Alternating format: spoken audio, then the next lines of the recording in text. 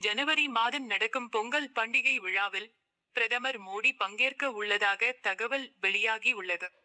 தமிழகத்தில் 2026 ஏப்ரலில் சட்டசபை தேர்தல் நடைபெற உள்ளது.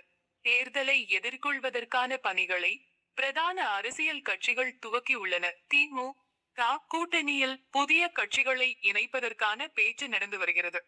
அதிமுக கூட்டணியை பலப்படுத்துவதற்கான முயற்சிகளும் மேற்கொள்ளப்பட்டு வருகின்றன. பீகாரை தொடர்ந்து தமிழகத்தில் வெற்றி பெற வேண்டும் என பா.ஜ. தேசிய தலைமை விரும்புகிறது. இதற்கான வியூகங்கள் தில்லியில் வகுக்கப்பட்டு வருகின்றன.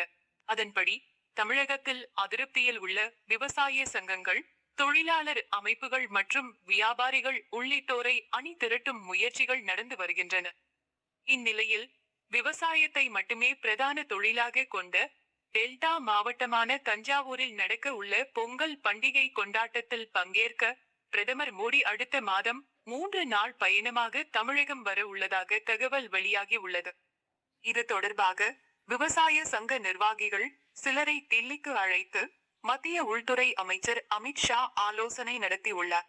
பொங்கல் பண்டிகை நிகழ்ச்சியை சிறப்பாக நடத்த தமிழக பா.ஜ.